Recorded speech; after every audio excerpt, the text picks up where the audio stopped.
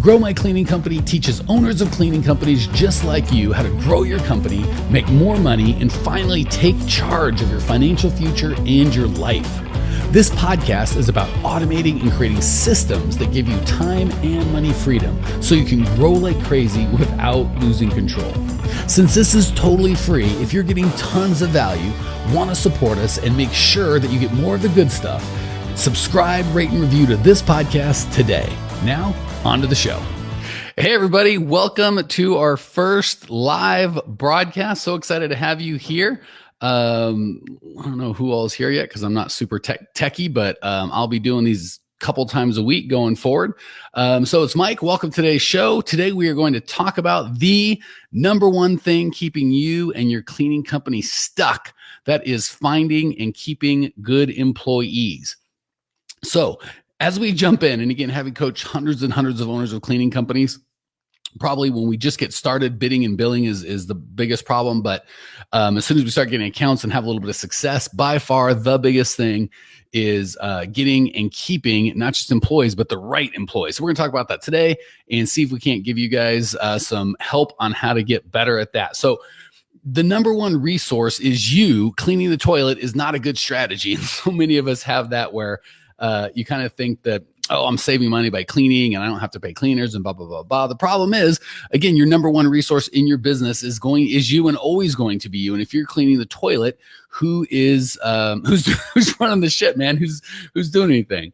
The example I've used with some of my live customers is my day rate is $8,000 plus travel. So if you want me to come out and help you for a day, it's $8,000 plus you got to get me there and all that good stuff. That said, can you think of how ridiculous it'd be to have me come out, pay that kind of a rate, and when I got there, go, okay, Mike, let's find an account and let's start cleaning, right? It looks like people are checking in. Welcome. So that would be ridiculous. And I want you to think of yourself when you're cleaning going, hey, this is the owner of the company, right? If you as the owner are as important, obviously way more important than me. So you would never think to pay me to come out and check in for an entire or hang out for an entire day and then put me to work cleaning. That would just be a waste of my time and your money.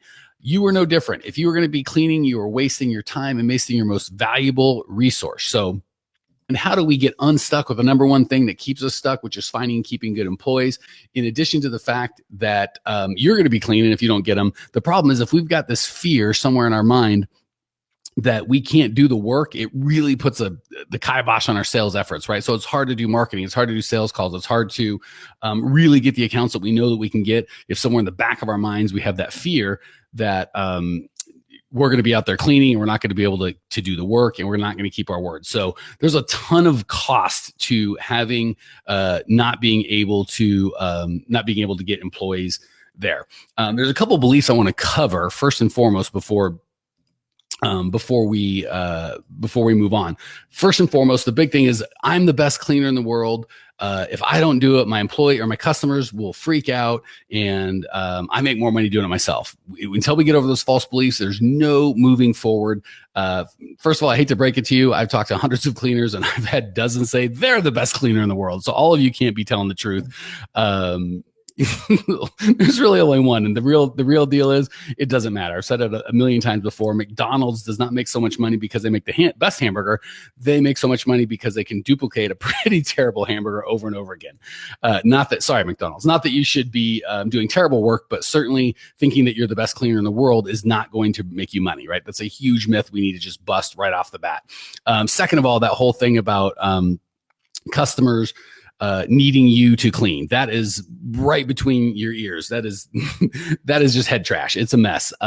Really, 9 times out of 10, they don't. And the one time that they actually do, they're the wrong customer, right? If they need you to clean, they're looking for a cleaner, not a cleaning company. If you want to be a cleaner, go ahead and do that. If you want to own a cleaning company, you just have to have a heart to heart with your customer and explain to them they hired you not because they want you personally to clean, but because they want you to have a system that gets qualified people into their home that are going to do a good job and the same job and a consistent job every time over and over.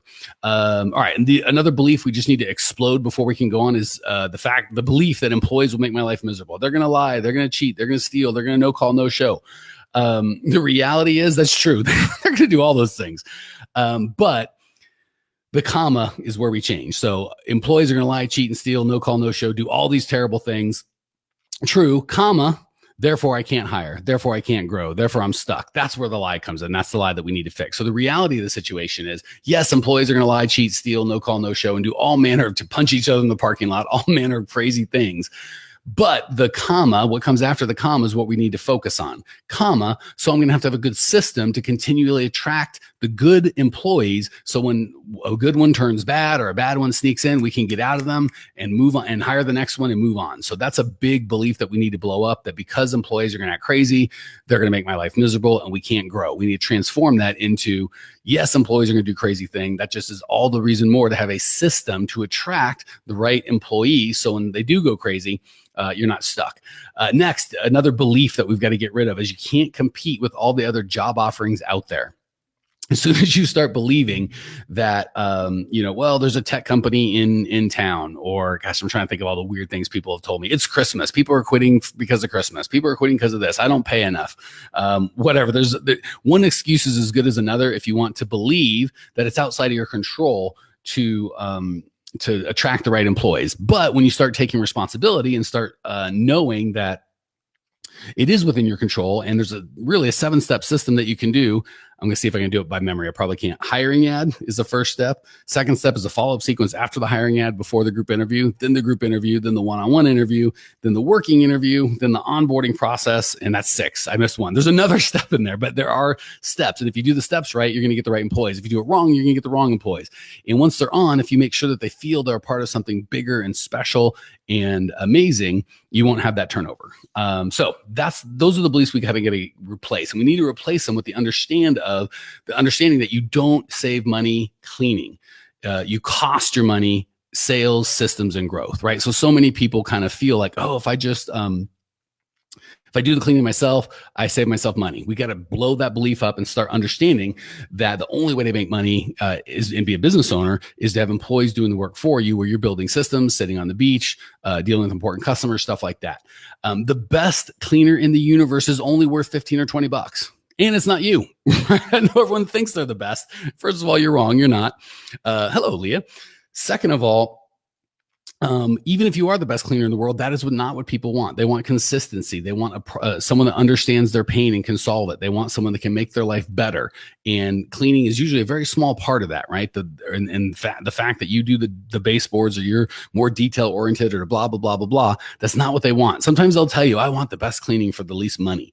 That's just because they don't really understand their pain and their need really as well as you as their consultant should be able to do it. So we got to blow up the belief that you being the best, A, that you're the best cleaner in the universe, with the reality that you're not, and B, the fact that the belief that if you were the best cleaner in the universe, that would be some sort of strategic advantage in owning a cleaning company. It is not. It's actually a disadvantage.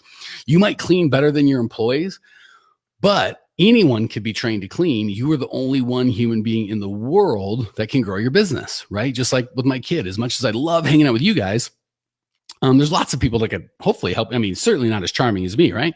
But lots of people that can help you grow your business and do all the stuff that I do. But there's only one dad to my kid, right? So that's kind of a job I need to make sure I spend a lot of time on, and don't spend time doing things that a lot of people can do. So lots of people can clean. You are the only person that can grow and move your business forward. So make sure you're spending time on that.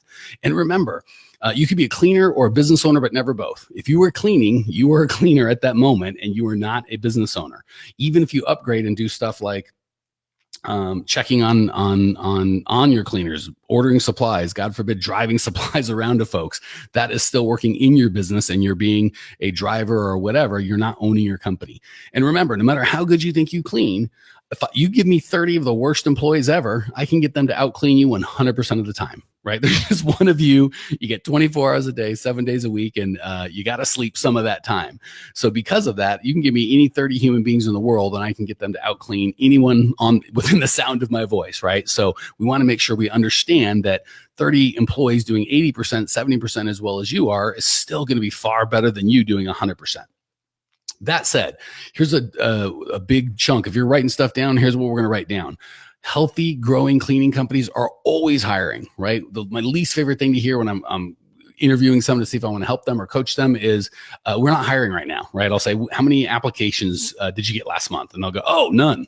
Why not? Is your hiring funnel broken? No, we're not hiring right now. That's crazy talk. If you are a healthy, growing cleaning company, you need to be hiring right now. If you have no employees, by golly, you need employees if you want to move. If you want to move from cleaner to business owner, if you like being a cleaner, then this is not the podcast for you. This is not for you.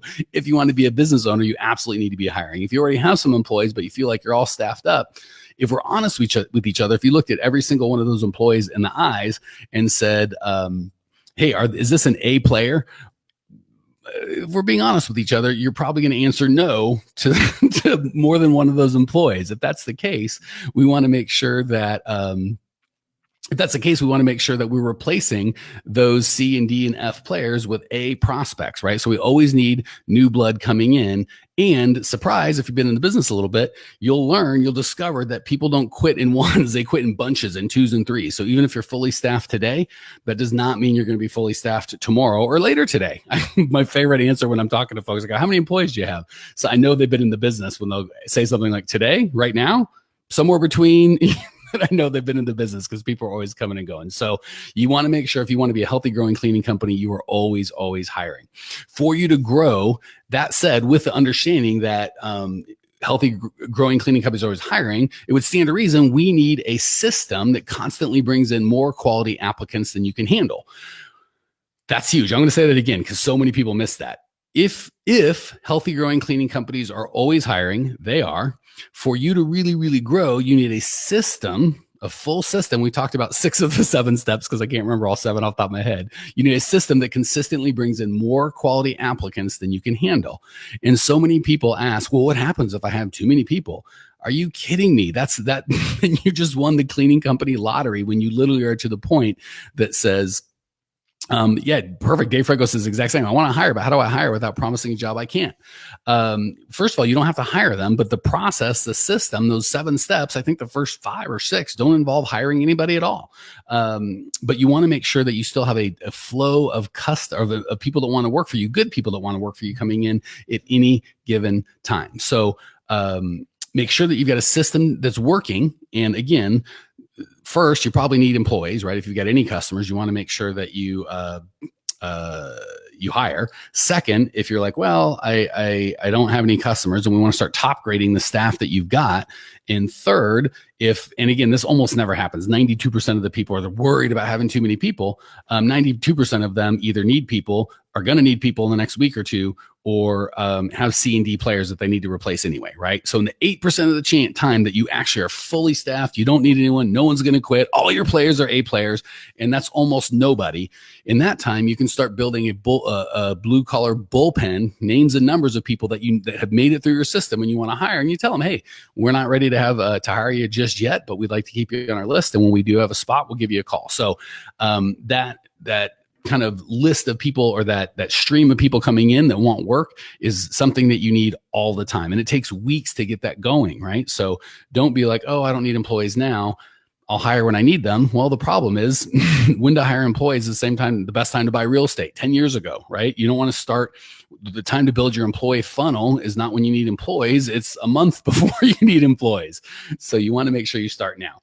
This is the good news is this is the number one problem that your competition does not know how to solve. So if you can get good at 2 things to just blow your competition out, it is the ability to attract the right customers and to attract more quality talent than you need. And the bigger you get, the larger you get, you'll find that the talent is actually more important or more difficult than the customers. But when you're starting, those are really the 2 things that you need. The good news is some of your competition knows how to solve the problem of getting customers. Very few understand how to solve the problem of having a system to attract employees. Keep in mind, you can move. The other thing is, once you do this right, and you do this with core values, right? So for me, it's have fun, make money, be real, help out. Oh my goodness, my thing just went blank, I think. I don't know what to do.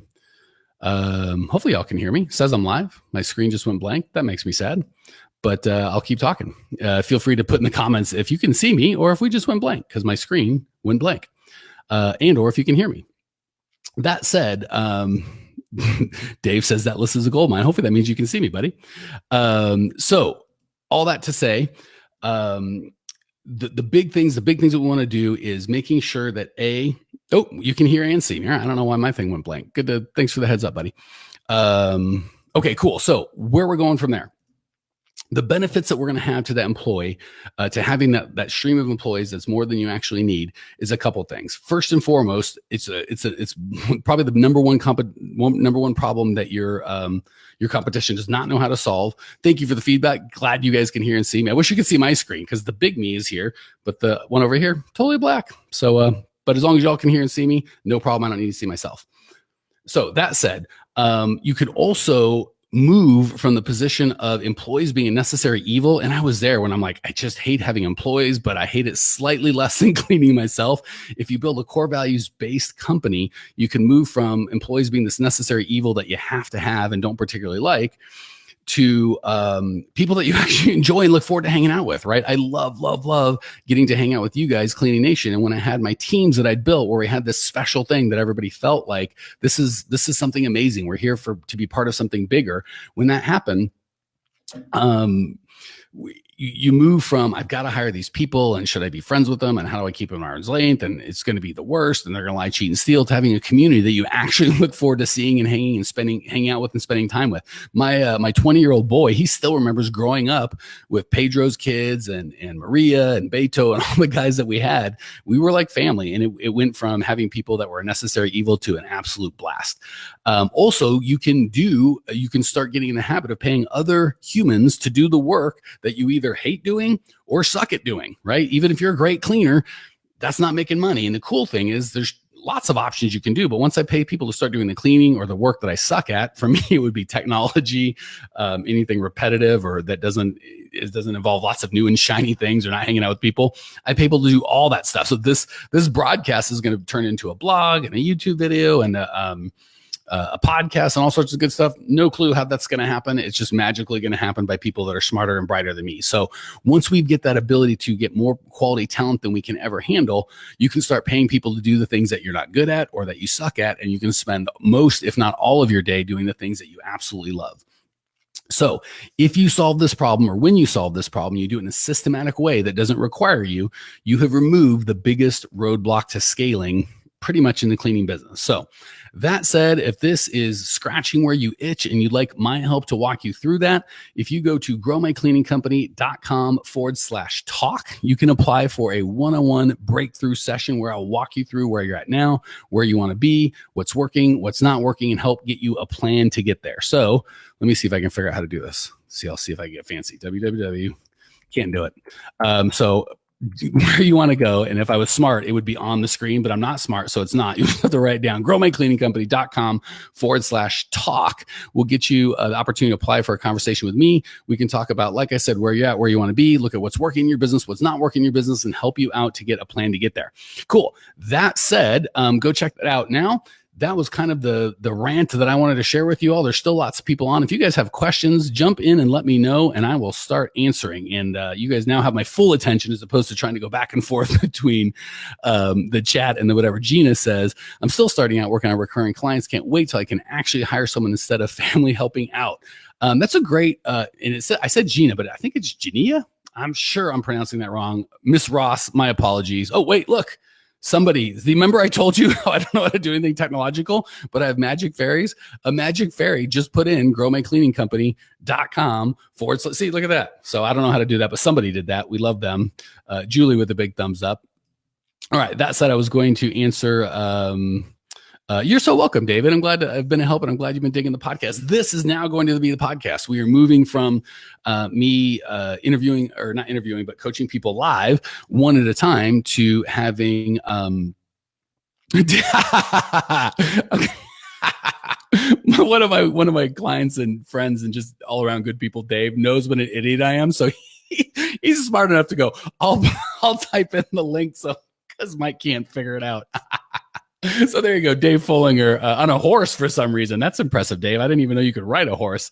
And then Genia says Genia. Okay, I think I got it right. Hold on, I was going to answer a question. Where was? Oh, she's starting out working on recurring clients. Can't wait until she can actually hire someone instead of family helping out. Genia. sure I'm butchering it. I'm so sorry. Here, watch this. I'll put up what you guys, so you guys can see what I'm working with here. Jania, I think, is how we're supposed to go. Anyway, all that to say, a couple things. First and foremost, you're absolutely right. We want to get recurring clients, period, right? When I'm starting out or whatever, I want to be real clear on who I'm working with and serve those people and only those people. And those people for me are only going to be recurring, right? I wouldn't take any clients that were not recurring. That said, and Michelle has a question. I'm going to hit you here in a second, but I want to finish with Gina. That said, there's nothing wrong with hiring family, friends, stuff like that. Certainly, they can be. What's it called? A pain in the neck. But just like any employees, they can be fantastic. So, different topic for a different day. But I want to encourage you, Jania, if you do have family, just make sure you're running the company by core values, and the core values are in charge first, and then you, and then everybody else. All right. Michelle says this may be a wishy-washy question. I don't know what a wishy-washy question is, so it may be. You could be right, Michelle. How can we overcome the negative stigma attached to being a cleaner or janitor? You know what? It's so funny. That's a great question. I remember when I was younger and I gave two craps about that sort of nonsense. I was really like, it took me a long time to kind of figure out, oh, do I have a real company and it's embarrassing and blah, blah, blah. It was always weird for me. And I remember, and a lot of people I coach right now still feel like, oh, if I had $1 million company, then I'd have a real company and it wouldn't be a stigma anymore. The answer for me, and I don't know if this will work for you, Michelle, is I finally got to the point where I stopped giving two craps what other people thought. And I was like, am I doing honest work? Am I bringing value to the world? Am I making money? Am I feeding my family? And when the answer was yes to all of those things, I kind of lost interest, and I've had sexy businesses. I think this coaching business is super sexy. I love it. I've had a car dealership, construction company, certainly a cleaning company. I've had sexy businesses and non-sexy businesses. And looking back, I realized it really makes a difference in if I love what I do, if I feel like I'm giving value more so than anything else. Okay. Japheth, man, what is with all you people with a hard Japheth Blessings Chapo Jr.? Come on. That's really hard. How am I supposed to say that?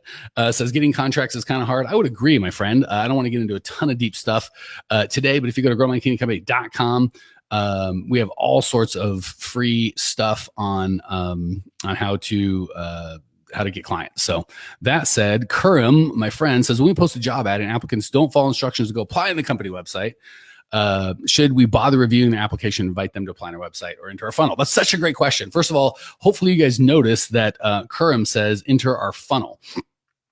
So that implies that he has a funnel, which is super fantastic, as well he should. The answer is typically with most places, if people don't follow instructions, I used to say I would not follow up with them or try to get them. The problem is when we were posting on Indeed and Facebook or ZipRecruiter, they all have their own universe. And they want to, and I promise I see all the new questions coming up. So I will answer them in probably stick around for another 5-10 minutes. I got to be done, but I will answer them in order.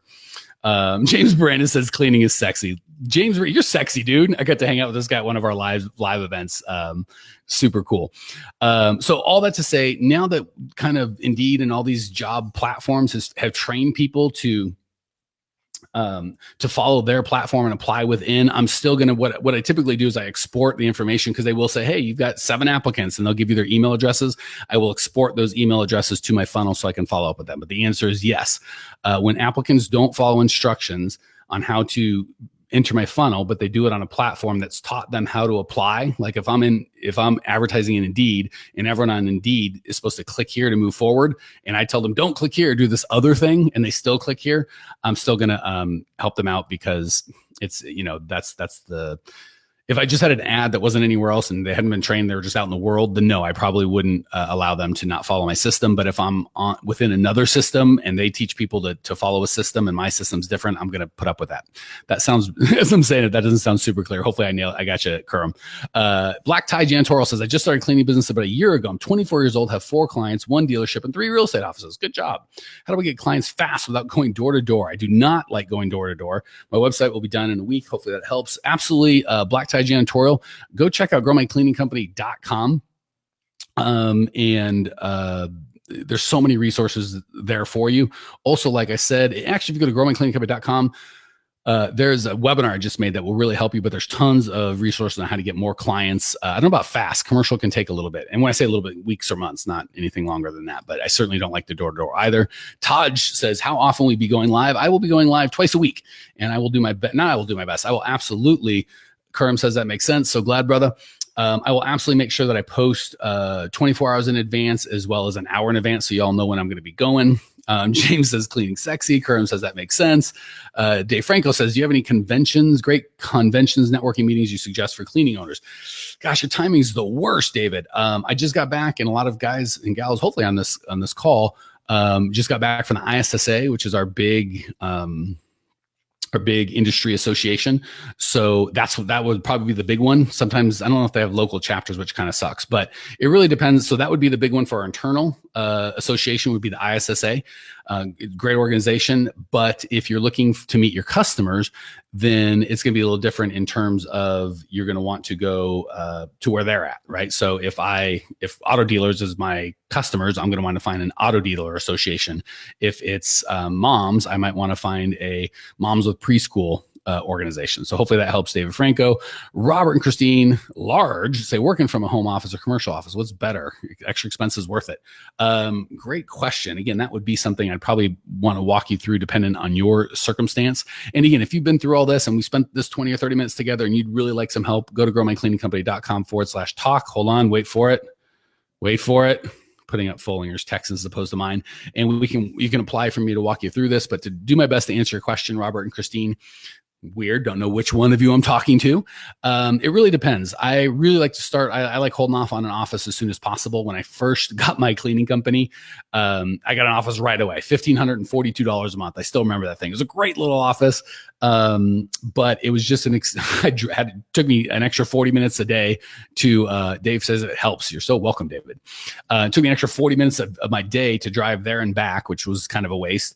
And cost me $1,542 a month plus electricity plus any headaches associated with it. But really it was, I forget who we're going back to, said, how do you overcome the stigma? For me, it made me feel like a real business owner.